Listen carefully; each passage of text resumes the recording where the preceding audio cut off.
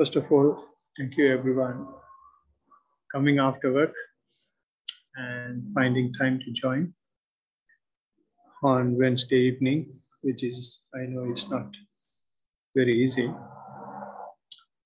but I think easier than Sunday when you have a lot of other work.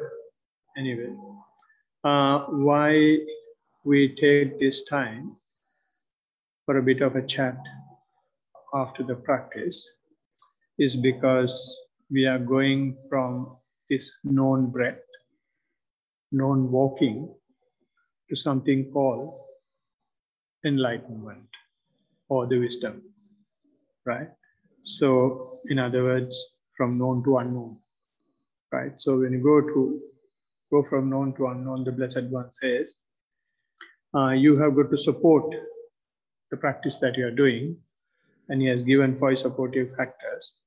And of those 5 supportive factors, we are going to take 2 now, which is supportive factor of listening and discussion supportive factor. In this, what we do is we try to gain knowledge probably that you may have not yet seen or acquired, or confirm the knowledge that you have already received from your practice, or clear your doubts, or straighten your views, or if none of those are happening, for most of the people in the entire Buddhist world, listening to a Dhamma talk is as good as listening to Michael Jackson, right? So they have some entertainment in listening to a Dhamma talk, so they keep listening and they never practice. But here, it's the other way around. We practice and then listen as well. So Blessed One has given high significance to this.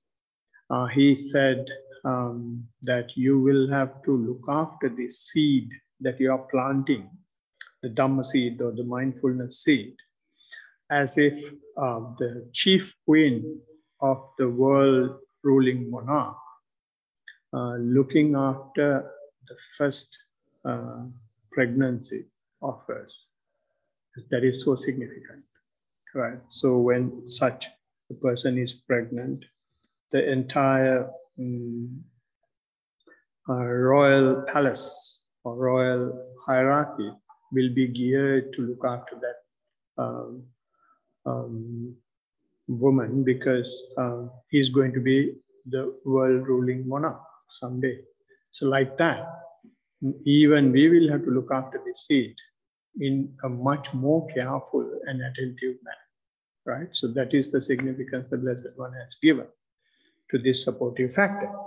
So for that, we have taken the Bible of Mindfulness, which is the handbook of mindfulness, because we practice here mindfulness. So we will have to know what we are doing. And we have taken it, of course, a long time back. And we have done about 20-25 talks for that. Yeah, we have done about 20-25 talks on this. So we have come a long way on that. But let me try do my best to do justice to the newcomers and then start the topic that we are discussing today. So if I give a quick brief summary of what we have discussed, as I'm doing all the time. The 4 foundations of mindfulness is basically having, as it suggests, 4 references, 4 points on which you can be mindful of.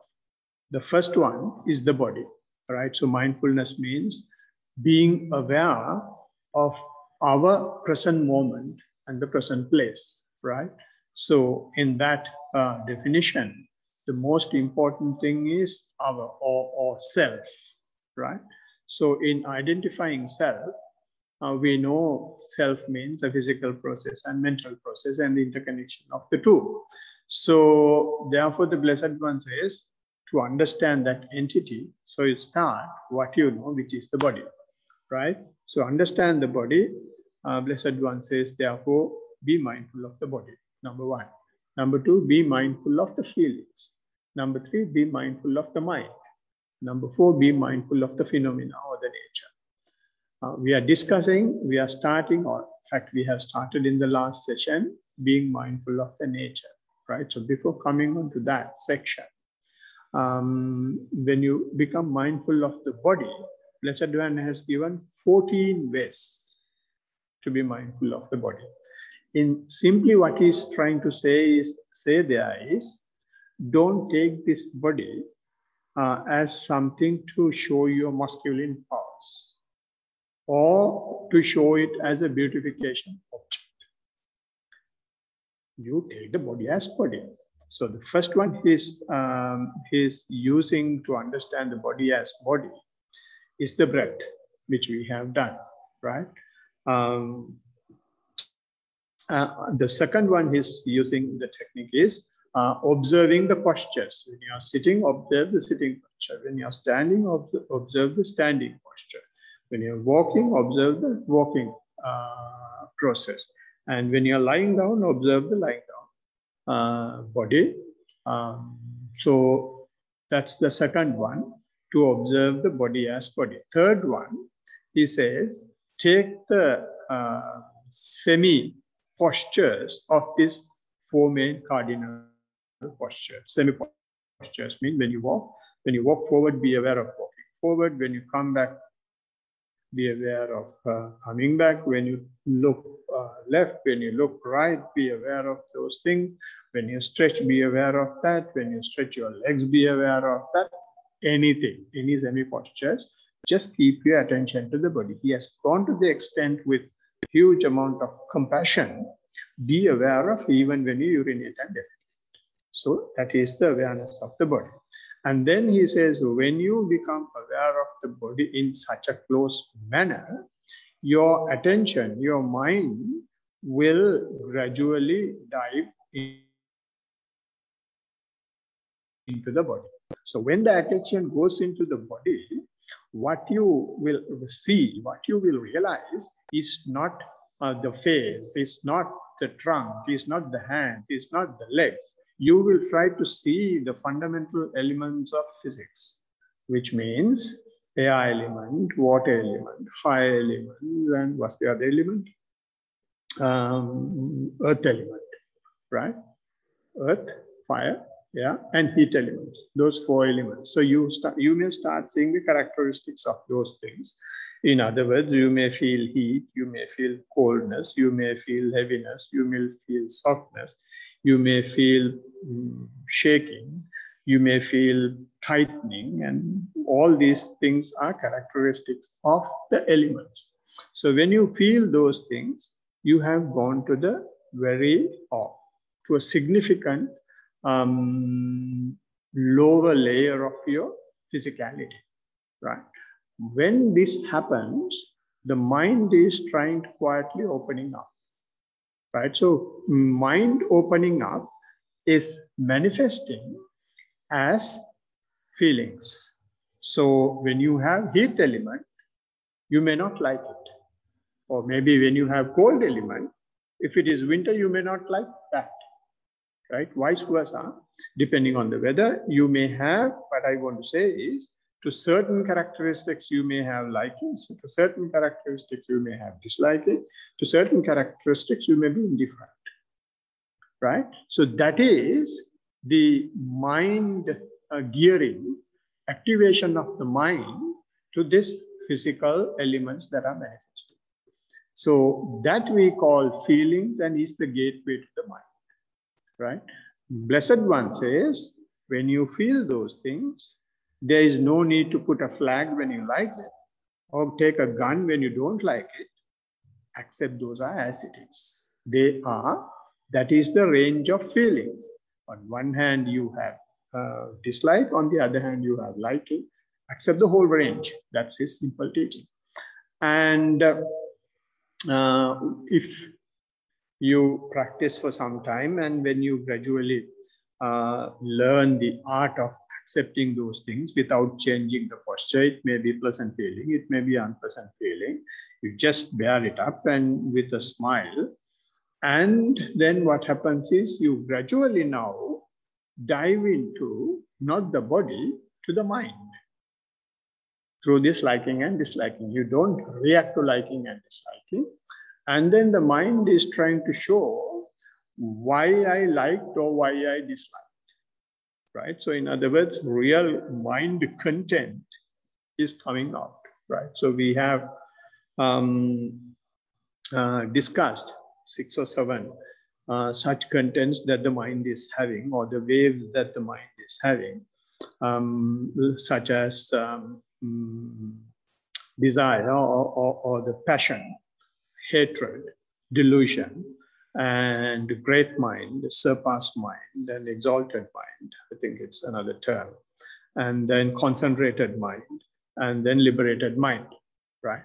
And on the other hand, you have the opposite of that as well in the same mind, right? You have the hatred in the mind, and you have the non-hate as well in the mind. You have the lust in the mind, and you have non-lust also in the mind. You have the delusion in the mind, you have non-delusion also in the mind. Everything in the same mind, and these things will start coming up. So we have, when those things are coming up, the Blessed One is telling he has only just one medication. Keep observing, keep observing, keep observing, be aware, right? And although he says, uses the same word, the level you observe is higher. Further you go, your ability to observe becomes strong, right? Initially, you start with the gross things that you can see and touch. And then you start observing the immaterial things that you can't see and touch. Mind you can't see, but you can actually feel and observe that something is there, but you can't take it and show to somebody. It's not tangible, right?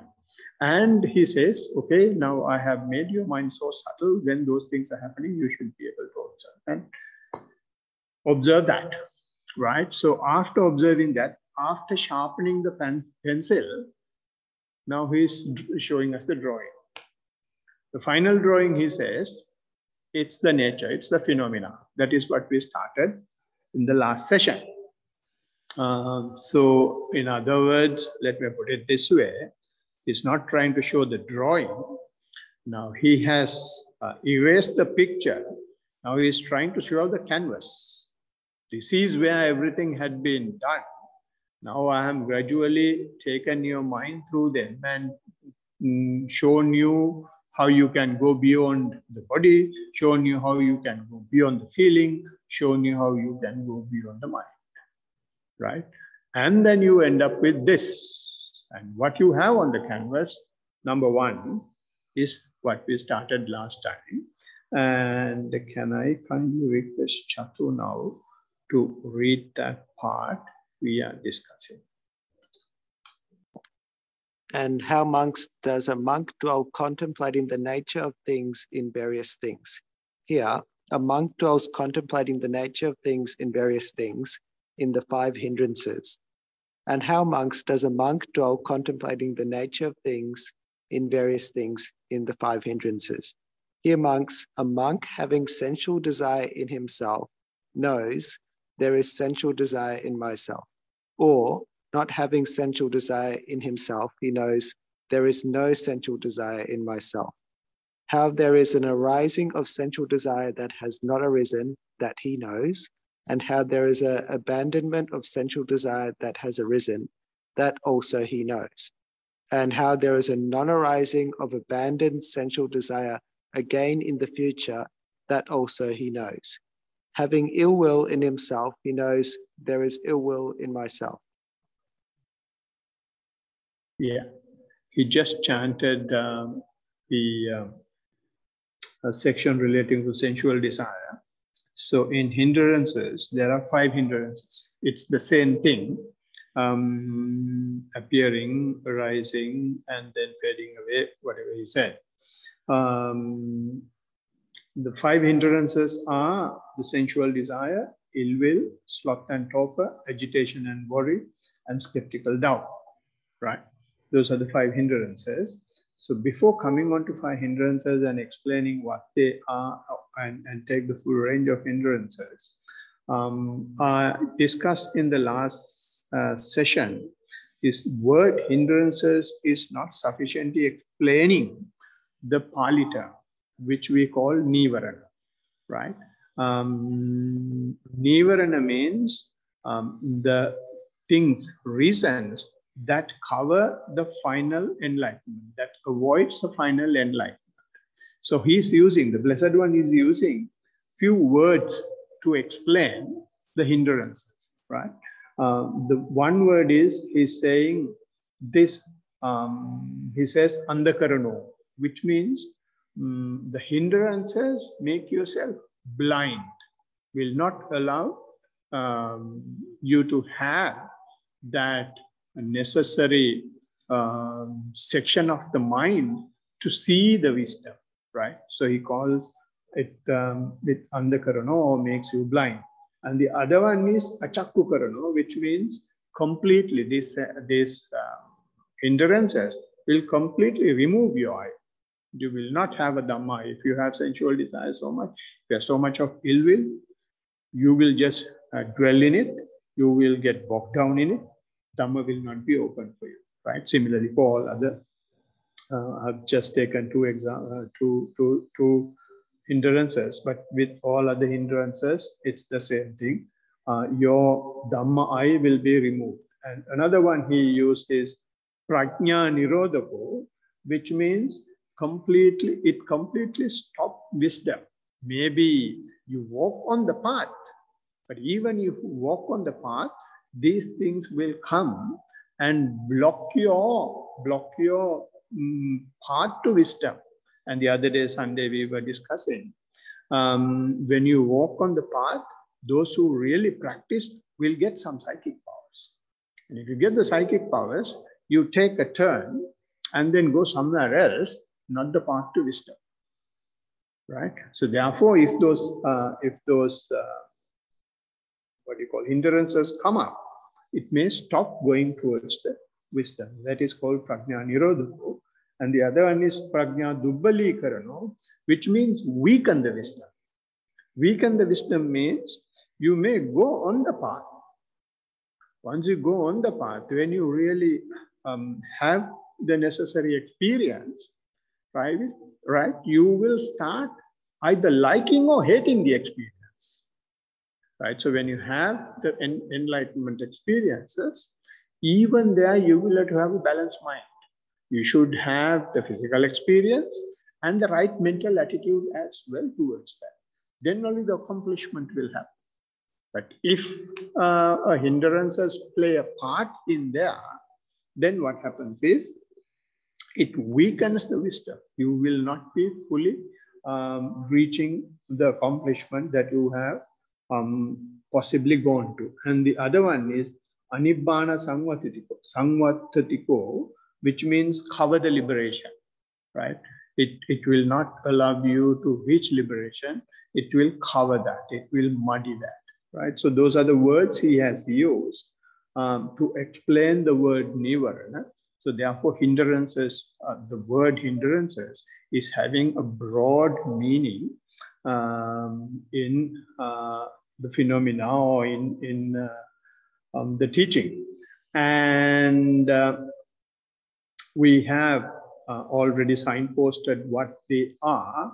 I would like to explain these things a bit more in detail, especially when you, Blessed One has taken the analogy of water to explain these things. He says when you have sensual desire, it is like colored water, right? If you have a still pool and if the water is very clear, you will be able to see everything that is happening in the pond, in the pool, right? But if it is colored, you will not be able to see it. So when you have sensual desire, that is what is happening. Your mind is colored and you see everything with that sensual desire.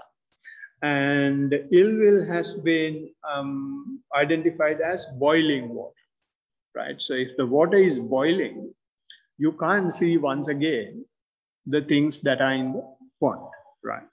And the sloth and torpor is like moss on the water, right? It's covered and therefore there are things inside, you can't see it. And agitation and worry is like ripples on the water, waves on the water. It's not boiling, but it's not still as well, right? So therefore you can't properly see the bottom of the pool, bottom of the pond. Skeptical doubt is muddy water, right? It's bits and pieces here and there, and it's not very clear, right? So that is the analogy he has taken. So if you take sense desire, the sense desire comes into the picture only when you move away from sense objects. When you come here, you have left all your sense objects at home or in the car, right?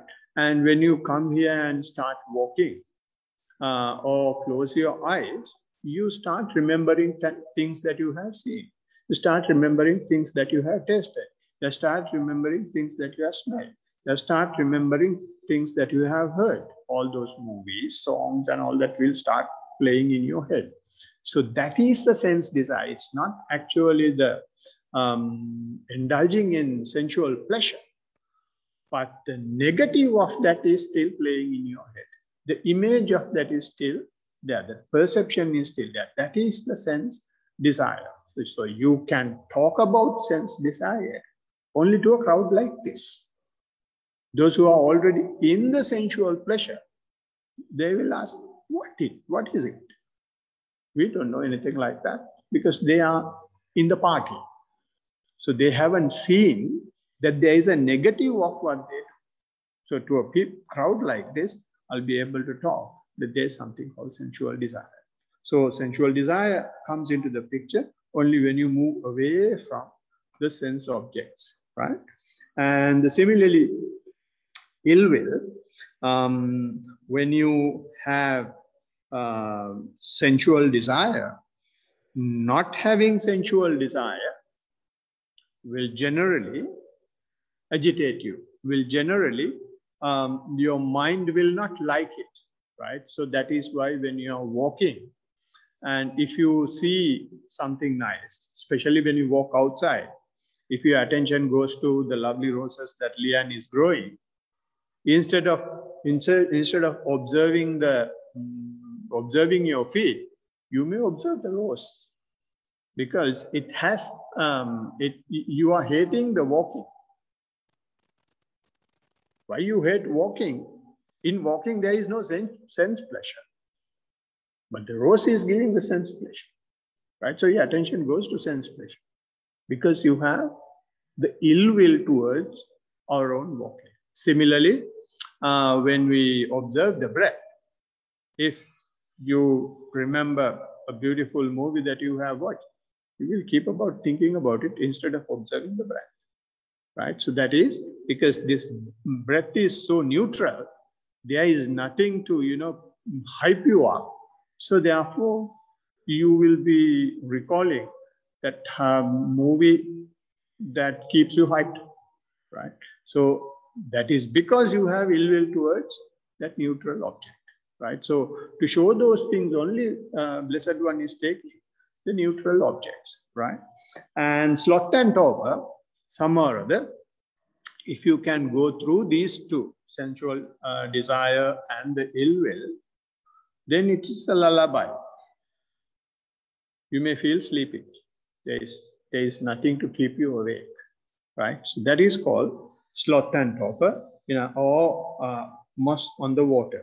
Agitation and worry means when you, if you are not sleepy as well, now you will have to fight yourself between sensual desire and ill will and keeping your attention to the object, right? So therefore you will have to keep always energized or hyped up or agitated to see the next step, to see the next breath, to see how you keep the foot, right? To see how you feel. I'm asking you to observe as much information as possible. So you may think, what information are there to observe, right? And he says, you are always, when you are walking, you carry the entire body weight on one leg, and that will have a lot of information. And what information? Right? Because you can't see the information because your mind is juggling a lot of things and mind is agitated. Agitated means now it's working, but not really. It's trying to get there. Or on the other hand, the other side of agitation is it's not really sloth and torpor, but you may worry, okay, I was not able to observe the last breath properly. I just saw the beginning, but I was not able to see how it progressed or how it subsided. And then by worrying about the past, you lose the present moment, right? So that is agitation and worry. Skeptical doubt means when these things are going well and everything is settling down, you will start thinking, is this the real thing that I want to do? Is this really working? Is Buddha really enlightened? And we are worshipping a stone that is here. And was there someone called Buddha? And a lot of things will come into head to doubt either the teacher or the teaching or the monks or the fellow practitioners, or sometimes even yourself. You may think, this is not something for me, right? So these hindrances, although we call them as things that block the final liberation, that is our entire life. Because of those hindrances only, we have been in sensual pleasures and fighting with people and doing all sorts of things, right? Now, when we come out of that, at least for a few hours, few minutes, right? Then this, if you identify the hindrances, you don't, as soon as you identify, at the very early stage, you don't call them hindrances. You call them defilements. You call them obsessional defilements. Obsessional defilement means the defilements that only you can see. When you have sensual desire while practicing, the one sitting next to you won't know. When you have ill will within you, one sitting next to you won't know, right? Similarly, if you are sleepy, others won't know unless you open one eye and see whether who is sleeping, who is sleeping, right? And when you open one eye, everybody else will be sitting like a statue. Then you will think, oh, I'm the only one. I'm only one, not practicing, but everyone is practicing. Everyone is already enlightened. And then you try to sit enlightened. You try your level best to enlighten and agitate yourself. What I want to say is, it starts with obsessional defilements, the defilements that only you know, and then it leads to hindrances. So it's a range once again, right? And in these hindrances, these obsessional defilements turn into hindrances, and then they will never go away, let me tell you now. Even if you enlighten, hindrances won't go away, right? They will be there. But only thing what the Blessed One doing is, or asking us to do is, or what his teaching does is, reduces the intensity, gets rid of the ability it has to put us under suffering. It takes away that element and change our attitude towards hindrances. Now, when the normal attitude we have towards sensual desires, get rid of that as quickly as possible. We can't tell that we have such a bad mind. Now, there is no need for me to tell you what sort of sensual desires you get when you sit here, right? And what sort of ill will you get, you know, right? So we can't tell that in the civilized society sometimes. Blessed One says, therefore, what we think is, we will have to get rid of them as quickly as possible. Blessed One says, I'm not asking you to do that. It's natural. That is why he has taken this in phenomena, is in the nature, right? And he's giving a way to handle it. We'll come to that later. So therefore, what we do is we take these obsessional defilements and then handle it in such a way that we can take that as a raw material to make something fine, right? So he has used again another analogy in explaining this in a discourse called Panchopaklesa. In that discourse, he has taken the analogy of sovereign gold. He says if the sovereign gold is mixed with either iron or aluminum or silver or lead or any other metal, it will lose its brightness. It will lose its value. It will break fast. You can't do any work with it, right? So therefore, it will not have the real significance of that gold if it is mixed, right? Therefore, you should not mix it with anything. And similarly, he says, if our path is mixed with these defilements or the hindrances, then we also will not be able to, we will not be able to brighten our mind. Our mind will not be flexible enough. Our mind will not be able to divert attention properly to the object. So therefore, he says, I will give you a way to work with hindrances. And so if we see how he has, what he has done is, how this obsessional defilement turned into hindrances is in early stages of the practice. Some of you are just starting the practice. In the early stage of practice, one of the most common complaint is I can't bring the attention to the breath, or I can't bring the attention to the food. Why? I get so much of thoughts. What are the thoughts? Thoughts about sensual desire, thoughts about ill will, thoughts about this, thoughts about that, some skeptical doubt and agitations and worry and things like that. So when that is happening, teachers know that it is sensual defilements, rather the obsessional defilements that are playing. They don't tell that they are obsessional defilements. They use a simple technique rather than explaining all that, because you don't see them as obsessional defilement. You see them as thoughts, right? Then what the teachers say is, doesn't matter. Try still to observe the main object, primary object. And if you still say that you can't do it, then teachers will say, they will use different techniques. They will say, okay, you start labeling the breath. You start labeling your walking, right? So therefore, when you sit, when the breath is taking place, when the breath is happening, you may start labeling breathing, breathing, breathing, breathing, breathing until such time the whole breathing is happening.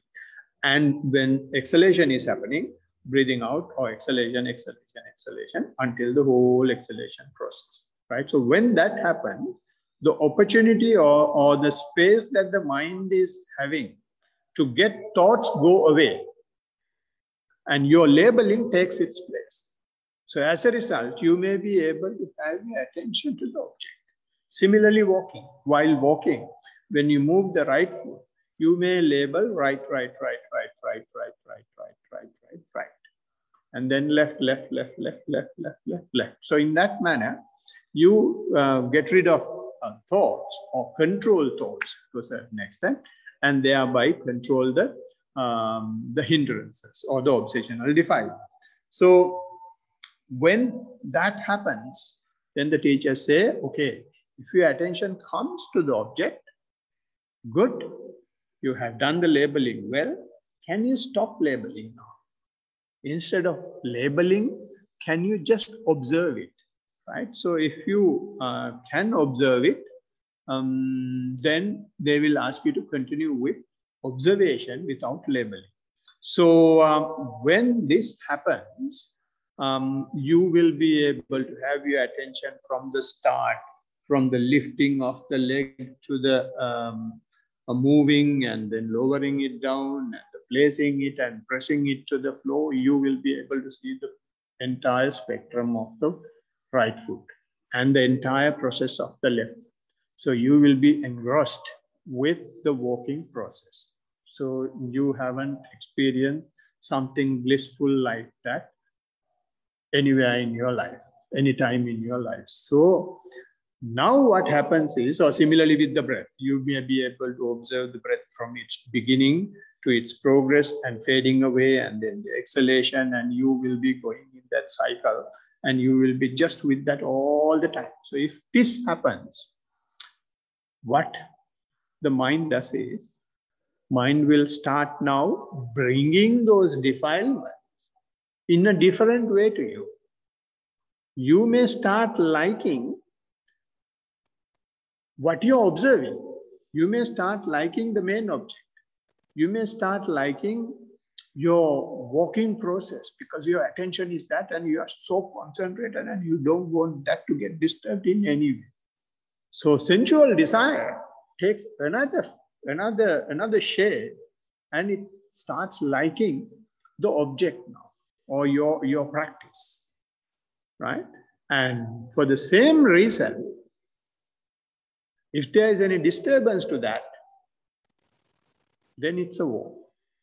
That fellow is shouting there, this dog is barking here, and I get so many thoughts, and clock is ticking very fast and all that, a lot of complaints, right? So in other words, you will not have angry thoughts, but you will have ill will towards the disturbance to the object, right? So it's another shade of the hindrances. And if that is not there, since you are so engrossed with the object, and some people may start walking, they were walking properly or they can walk properly, but since you are with the walking so much, you may forget to walk. Or when you are walking, you may walk like a drunken person or a person who is half asleep, right? Which means sloth and torpor quietly setting into your process. And especially it happens when you, in your sitting practice, when your attention goes to the breath, and you may feel a bit more lethargic. So sloth and torpor will come into the picture, right? Or when you are so engrossed with it, as I said earlier, you may be agitated to see the next one, next breath, next in-breath, next out-breath, next information. What happens now? So you may be agitated, or you may worry about what is past. Now, this happens only when you have control over, only when you have the attention to the object, right? So that is how when the mind settles on the object, the obsessional defilements or the hindrances, now they are becoming hindrances now since you're on the path, trying to take upper hand. So there also what the Blessed One says is, introduce mindfulness to this again, and either starts labeling or awareness, right? Now what you label is not the object. If you have, if you can see that you have some liking towards the object, you become aware of that. You just label that as well. Or if you see, if you have hatred towards whatever the distraction that you have to the object, you label that and you accept that as well, right? So either you can label that or become aware of it. So when this happens, what is taking place is, you are settling more into your mindfulness. You are settling more into your body. So when your attention goes more and more into the body, as I said earlier, you start feeling the basic elements, right? So when you feel the basic elements, you may start having liking and disliking. Even at the stage of liking and disliking, this defilements or the hindrances will start playing again another role. how it play the role, or how the defilements will come into play at the stage of feelings, is by getting hooked on to the pleasurable feeling, pleasant feeling. If when your attention is in the body, and if you feel you are having a good shower, or if you feel that you are floating, or if you are so engrossed with it and so peaceful, then you start liking it. And most of us are here for that. You want to have that bliss, right? That peace of mind. And if you get that, what happens is then you don't have any of the hindrances, because you're with the object and you're completely away from the sense pleasure as well. So that saves a lot of energy. When the energy is conserved, you feel at ease, right? So when you feel at ease, you start liking it, right? So when you start liking it, for the feeling, now the sensual pleasure starts. Although the sensual pleasure for the sensual objects have gone away, sensual pleasure in a subtle way is coming and trying to have a relationship now with the pleasurable feeling that you get.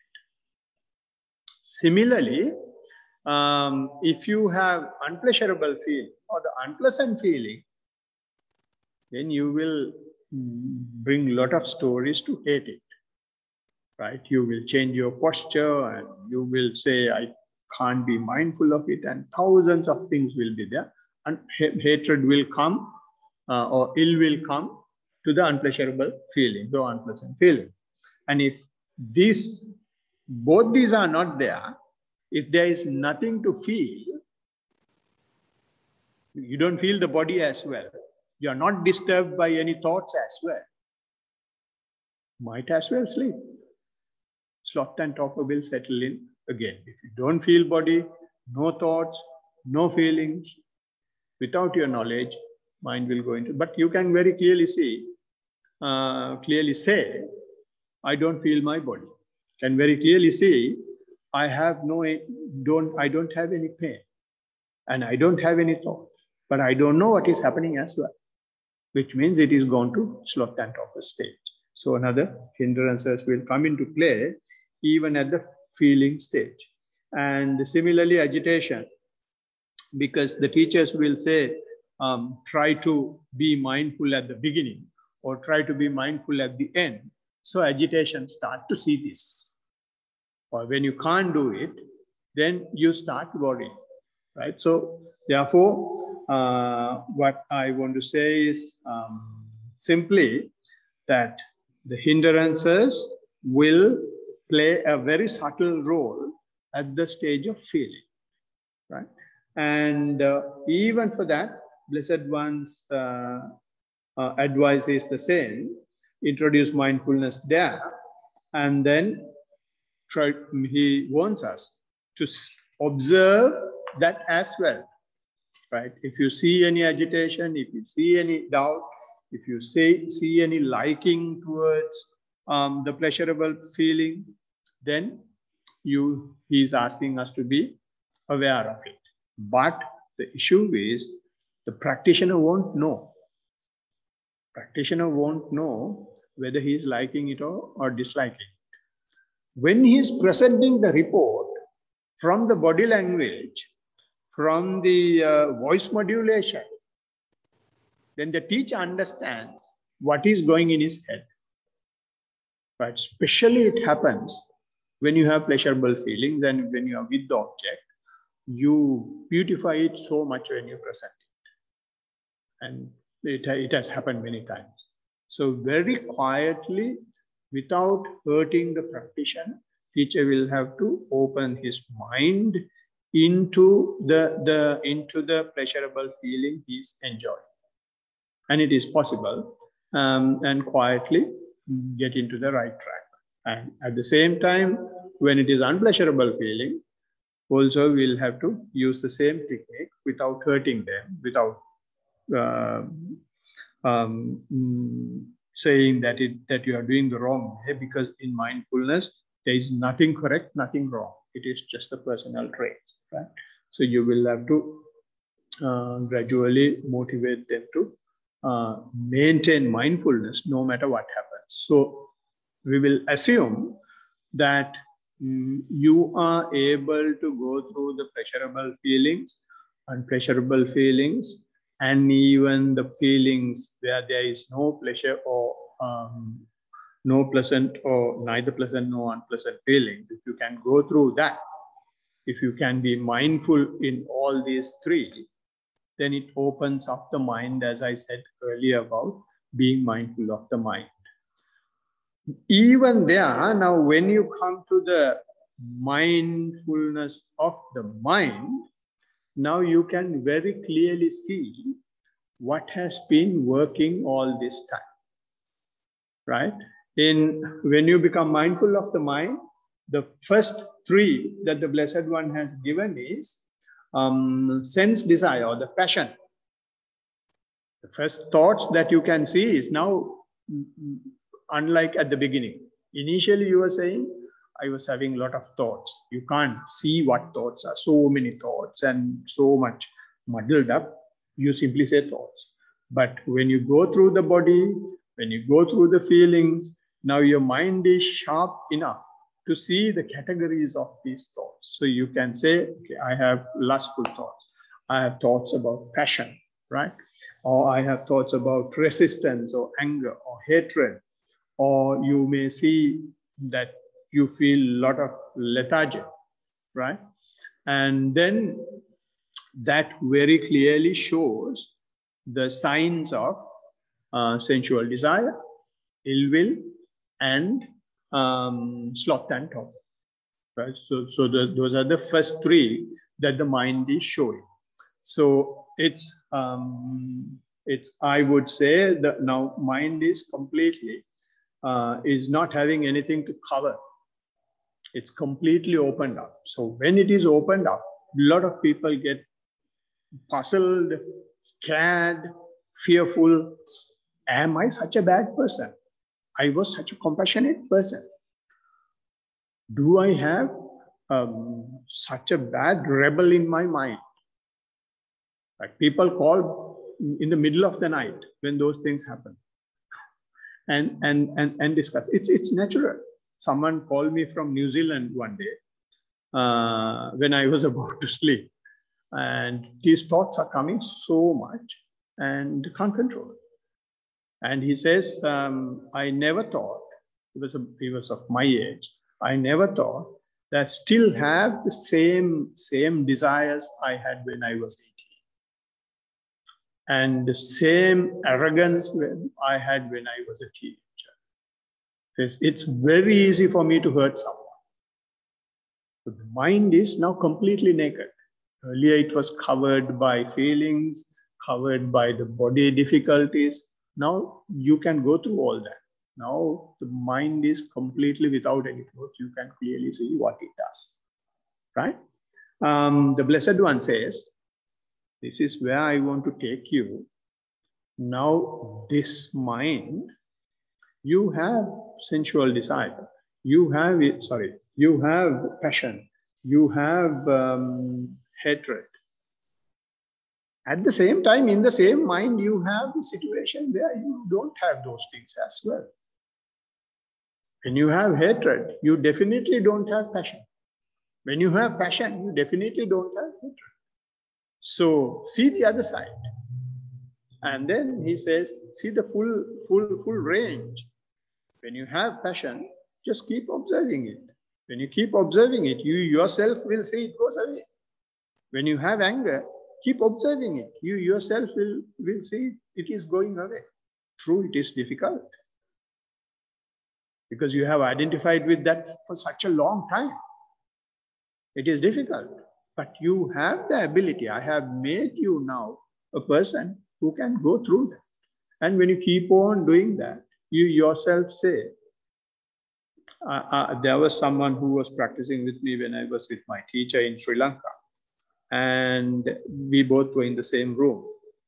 And this guy, I was observing him for about 4 days. He was so upset, a young boy. So upset. Long story he had, but I'm not going to tell all that here now. I asked why. He said, no, I can't bring my attention to the breath. Then I said, why can't you bring the attention to the breath? He said, I get so much of these thoughts, right?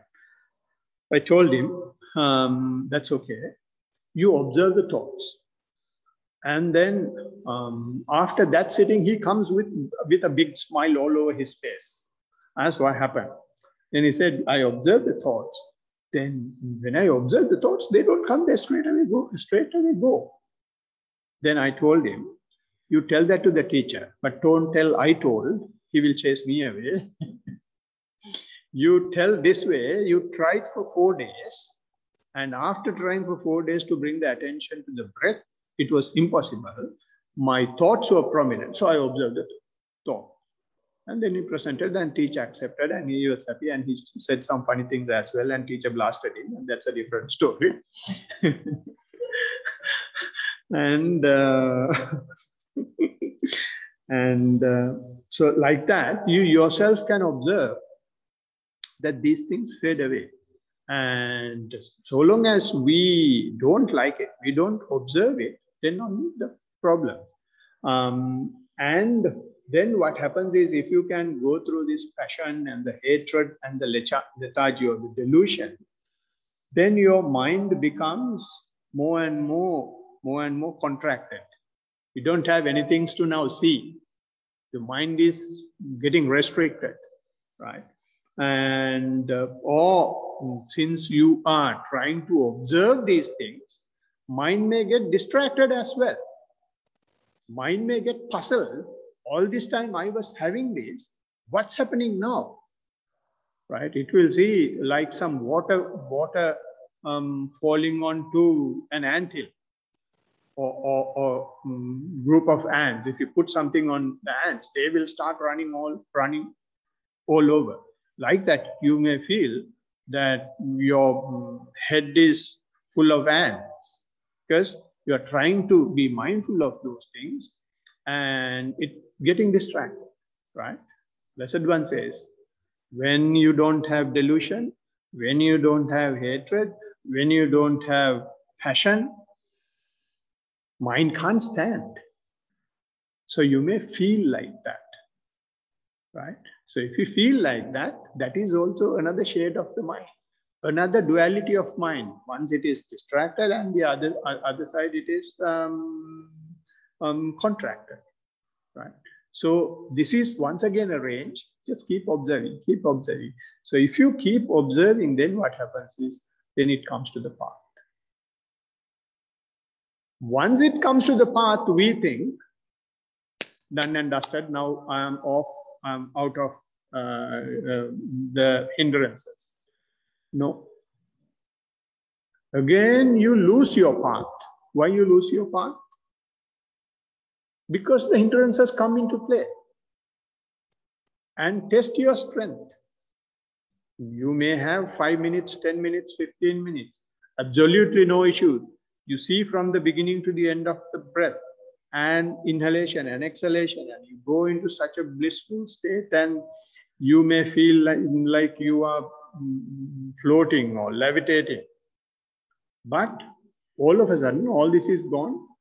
Some ill will has come, or some passion has come, or some lethargy has come, some agitation has come, some doubts. Now all that will go out the window, right? Blessed One says, yes, when you're on the path, that is not permanent as well.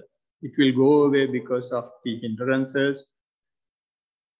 If you can observe that, if you can observe the loss of the path, then it is you are going, you are making your mind even superior. He says there is another stage called surpassable mind, right? So you will not be affected by whether it is in the path or not in the path.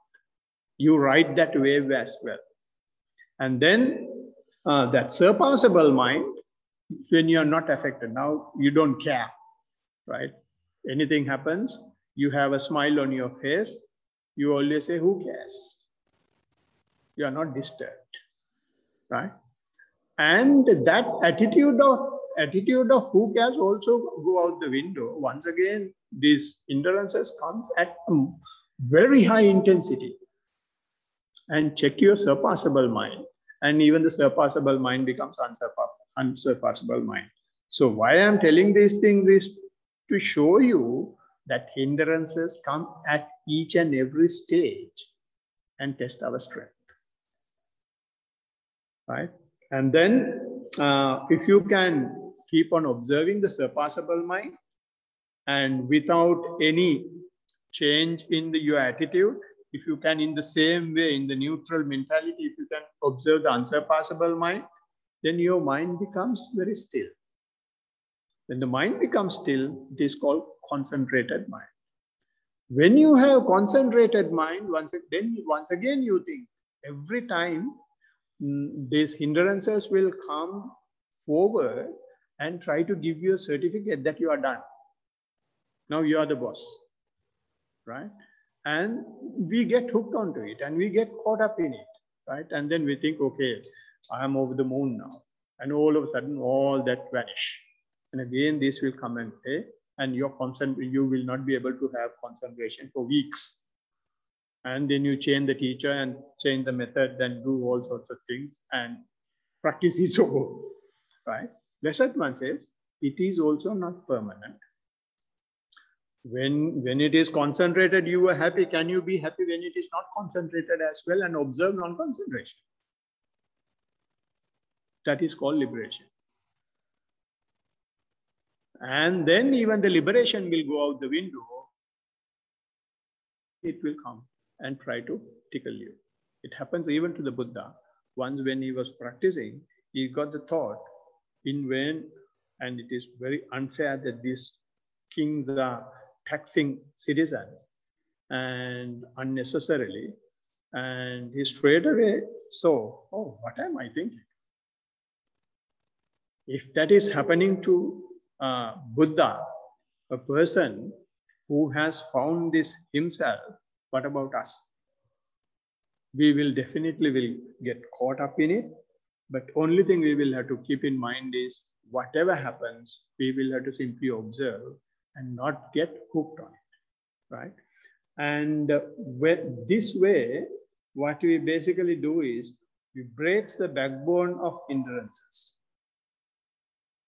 Hindrances are coming to hit us, but we don't get caught up in the hindrances. We observe the entire range.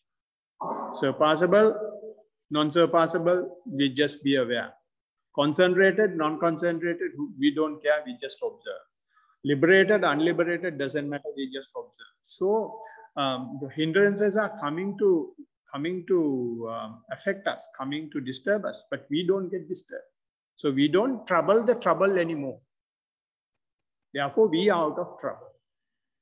That is what we call, we break the backbone of the hindrances.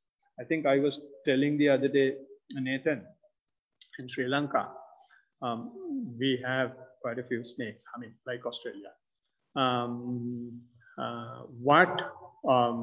The boys used to, I don't know whether anyone is doing it, but like they have big talks. They say, when you see a snake, catch hold of its tail and then rotate over your head and put it down, it won't be able to move, right? I don't think anyone has done it,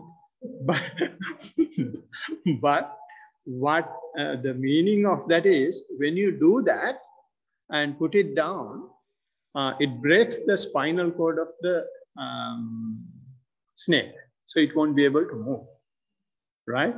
So like that, what Blessed One does is, that rotation, it is coming to hit us, we just go through the entire range, keep observing, keep observing, keep observing. So therefore snake dies, right? So that is why he says if you really read the 4 foundations of mindfulness, especially in Pali, the most of the time the word Blessed One is using is pajanati, pajanati, pajanati, pajanati, which means be aware, be aware, be aware, be aware, be aware, be aware, be mindful, right? So by being mindful, that is what is happening, breaking the backbone of the hindrances. And if I quickly, I don't know whether I have taken more than, yes, it is already getting close to 9:30. Anyway, let me quickly do the comparison as well. Before Buddha, these hindrances have been identified. It is not something that the Buddha has identified. Before Buddha, there have been people who have been working with these hindrances. But how they tackle hindrances was by using concentration. They take an object, either breath or any other object. There are about 40 objects. They take one object and build concentration to the object. When you build concentration to the object, you don't have sensual desire, you don't have ill will, you don't have sloth and torpor, you don't have agitation, you don't have skeptical doubt. All those are suppressed. Blessed One went through the whole thing, and then he found there is some waste of energy or some suffering in maintaining the object to suppress these things. So Blessed One says, don't suppress. Open the lid. Let it think and handle it, right? So there is a nice story he has given to handle sensual desire. Before Buddha, most of the time, what they have done is foulness of the body or decaying stages of a corpse. They're taken and they handle sensual desire. And ill will, they use loving kindness technique. May I be happy, may I be well, may I be peaceful, may the entire universe be happy, well, happy and peaceful. When you keep on doing that, you feel so peaceful and you don't have any ill will.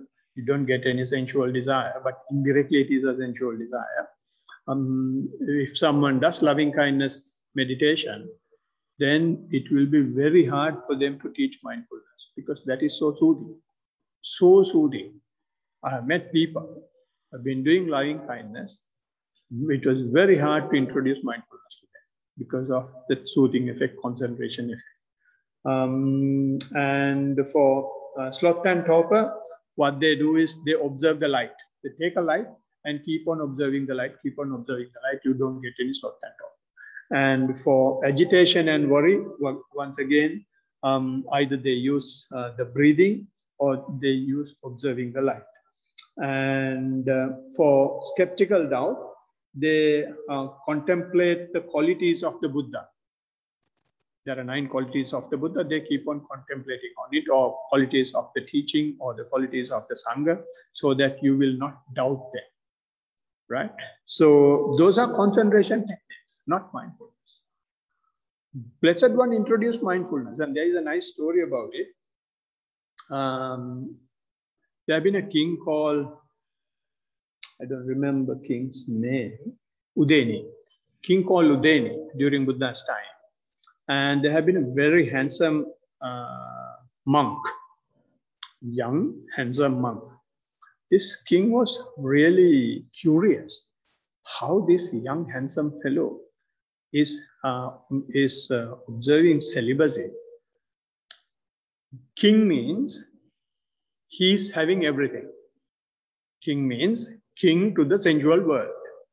Right? During Buddha's time in India, the kings had at least 500, 600 women, and they had a separate place. Right? So king is living that manner, and therefore king is so puzzled how such a young monk, a young person, is in robes. So he quietly approached him and asked, how are you doing this? Then he said, no, if the female that we see is an elderly one, we think our mother or we think our grandmother, and then we will not have any feelings about them. And then if it is someone of our own age, then we think it's our sister, so therefore we can handle it.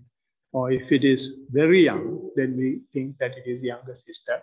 So then king has said, those those things are not applicable when it comes to this matter, right? So therefore, I think this question is a bit hard for you. So don't worry about it. I will ask this question from someone else. Then Bhante Bharadwaja, that is the name of the monk, he thought, okay, king is not happy with the answer I have given. Then he said, no, if we can't control in that manner, then what we do is we start contemplating on the foulness of the body. We start contemplating on the decaying stages of a corpse. That way we can handle the desires that may arise within us when we meet a female person. Then king has put a smile and said, dear Bharadwaja, there are people even sleeping with corpse. It's not uncommon. Even today, those things are happening. And therefore, I think, as I said earlier, this question is a bit too much for you because you are young. And then monk Bharadwaja realized this question. The king was not happy.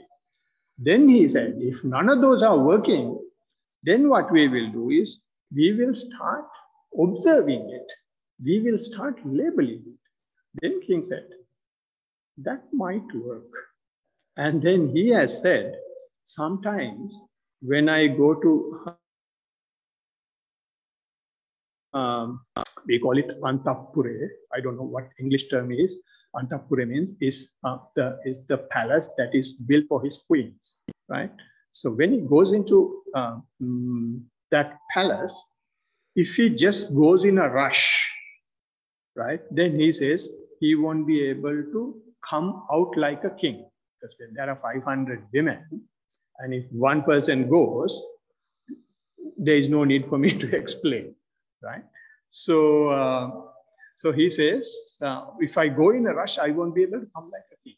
But if I go like a king, which means he knows that he's a king and he's going to see some woman, and then he goes like a king and comes out like a king. So that's the way he understood it. So therefore he said, mindfulness will work.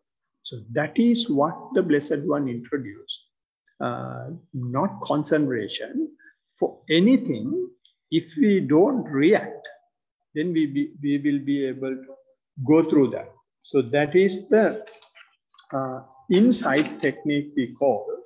All others are reactional techniques. If there is something that you like, and if you try to avoid it by trying to get rid of it, then it's a reaction. He said, no, if there is something you like, be aware that you like it. If you become aware of the fact that you like it, then it takes away the opportunity to respond to it. Right? Similarly for ill will, right? So that is called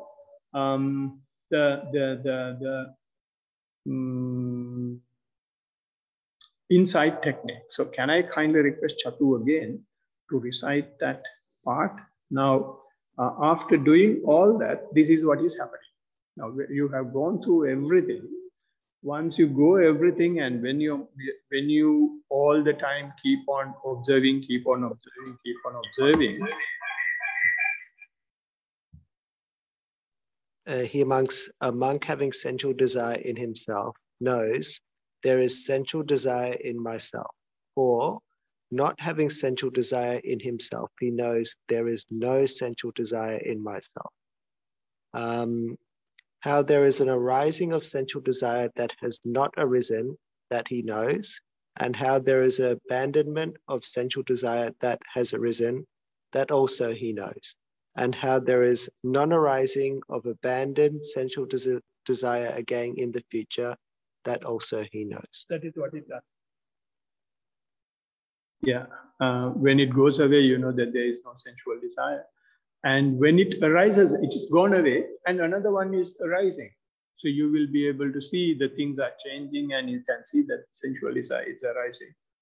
And then arisen sensual desire, you will keep on observing it fades away, and it completely goes away.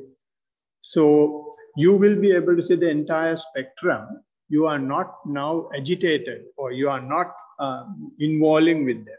So therefore, hindrances are compulsory to reach wisdom, to realize wisdom.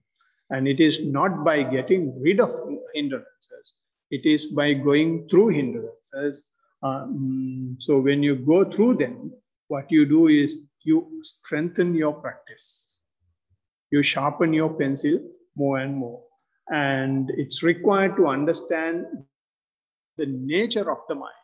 If you have a mind that will have only these things, but mind can live without these hindrances, but hindrances can't live without a mind. So therefore, if you have the mind, this comes. Just wait and see. They are not permanent. It goes away, right?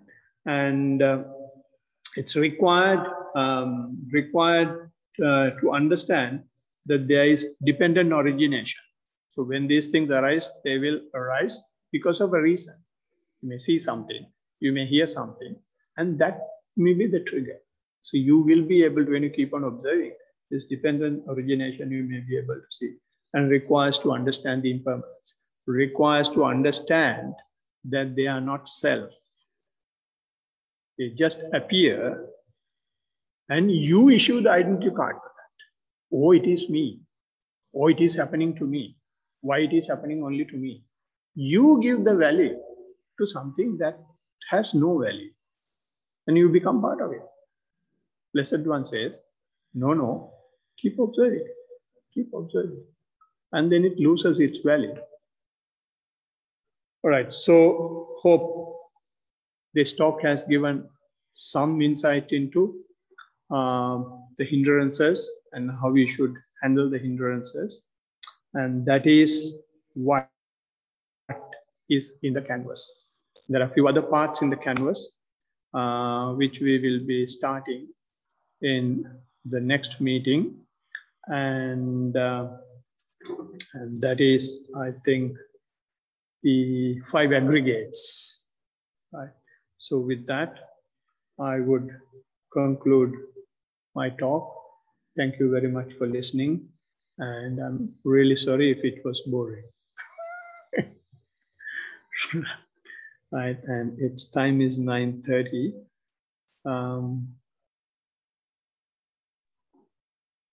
Unless, I don't know whether you have any burning questions to ask.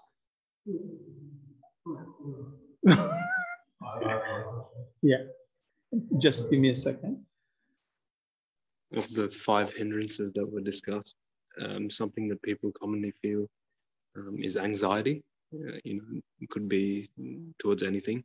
And similarly, that's something that can come up when you think about, this unfinished job that you have, or something that's awaiting in the future. How does that fit into the hindrances? If you know that you have agitation, if you know that you have anxiety, you should have it. Then only you know that this is the nature of the mind, right? So when those things are there, now, especially when you have the physical symptoms of anxiety, then if you go and see a doctor, they will give medication, not to feel that anxiety. But what the Blessed One does is, you should have it, and it is created by a certain quality of your certain personality. You keep on observing that. Keep on observing the whole range. He says, what the Blessed One says is, when it is there, you observe it. When it fades away, observe it. When it comes up again, observe it, because when it comes up, it manifests physically, and you can feel it mentally as well. So you observe the whole range. And then when you keep on observing, you don't react to it. Anxiety becomes anxiety, and it becomes an issue only when you try to get rid of it, and only when you react to it. So what the teaching says is, don't react, keep observing. So then it gradually fades away. I don't know whether I answered the question. All right, so then since time is also up. I'm not going to take any reports. I want to take some reports, but I don't want to get beaten as well. So, do you have anything? Right. We will conclude the session. To conclude the session, we will transfer the positive energies, which we call transferring merits, because these things are happening not just because of one person. It is because of the contribution of many people. We have such a wonderful building, such a wonderful place, and you have invested your time to come here. And this is how the dispensation has continued for such a long time. There are seeing and unseen beings helping us. So we will share these positive energies with all those people and with our departed relatives, if they can receive these things and rejoice. So we will chant the usual stanzas that we have here.